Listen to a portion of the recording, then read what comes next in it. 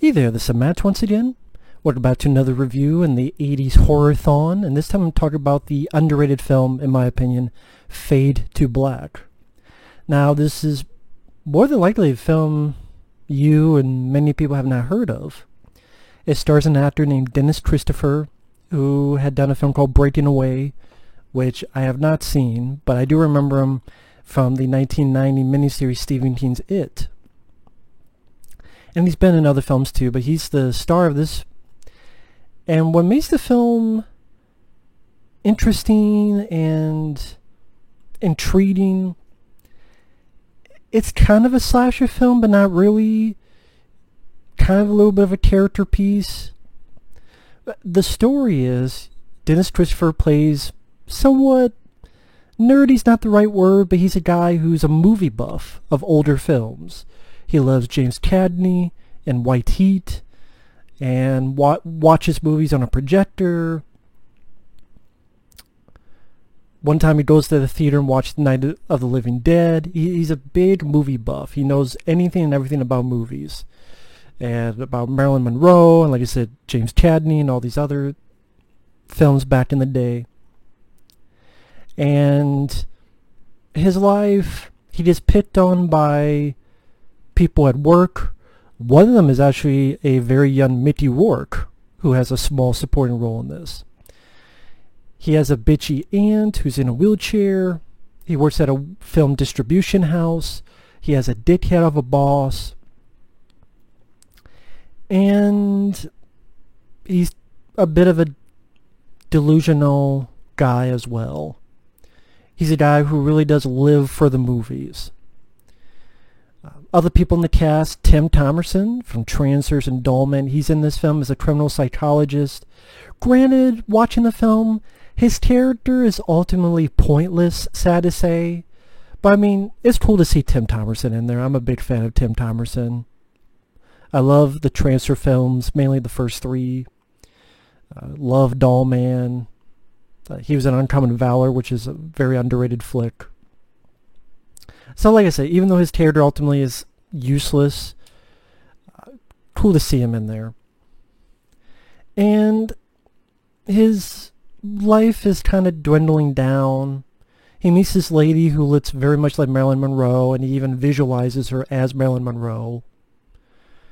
And supposed to have a meetup with her, and she sincerely forgets. Like, it wasn't that, oh, she's a bitch and she did it on purpose. She sincerely forgot. But that kind of starts his downfall mentally,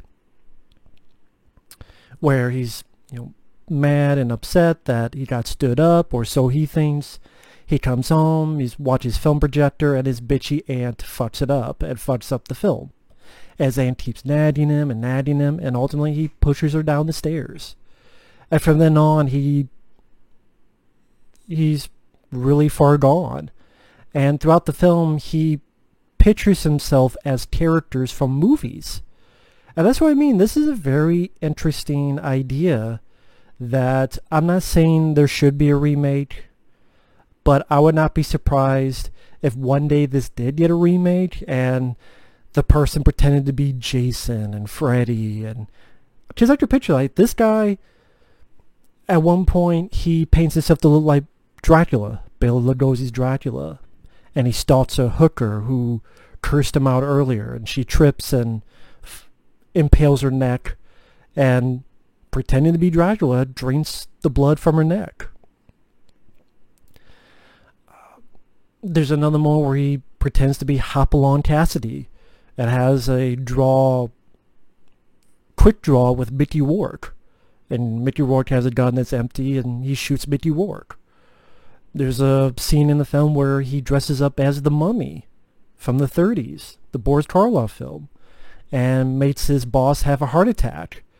And like this, when you look back, there are interesting nods, like when he's attacking his boss as the Mummy, his hand goes through a Halloween poster, John Carpenter's Halloween.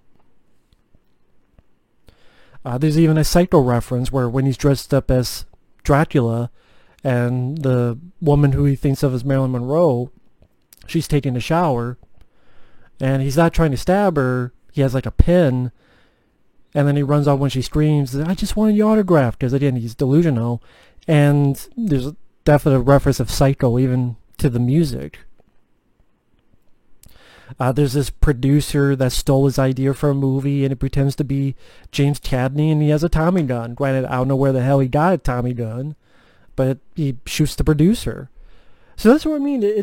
I think Dennis Christopher gave a very wonderful performance for a film that no one even remembers or talks about. I could be wrong, so I've been wrong before. For example, when I did my review of Altered States, I'm like, oh man, I wish there was a Blu-ray. Then someone pointed out to me, there is a Blu-ray of Altered States. There's no features, but there is a Blu-ray. So, I could be wrong. But I believe this film doesn't have a DVD or Blu-ray release. I believe it had a DVD long ago. I could be wrong. But then it went out of print. So, sad to say, your best bet to see the film is if it's on YouTube. Again, Fade to Black 1980. This is a film that definitely should get a release from Stream Factory or Arrow Video or any number of these companies. Because, like I said, I think it's an underrated film with a wonderful performance by Dennis Christopher and a very interesting idea. A character who's so obsessed with the movies that he dresses up as Dracula, the Mummy, James Cagney, Hopalong Cassidy, all these characters to take out the people who he feels wronged him. And he's just far gone. And the ending takes place on the Man's Chinese Theater, and he has a reference to James Cagney, White Heat, where it's like, top of the world, ma! If anyone remembers that movie, or even that reference, when people go, top of the world, ma, that's from James Cagney. I believe the movie's called White Heat. Could be wrong on that. But yeah, it was interesting to see Mickey Rourke in a very early role. Always cool to see Tim Thomerson in there. Although, again, that's my one nitpick of the movie. I wish his character... Because he tries to talk down the lead character, but nothing happens. Like, it doesn't work. So that's what I mean. It just ends up where Tim Thomerson's character just... If they reworked the script where he actually mattered in the finale, maybe...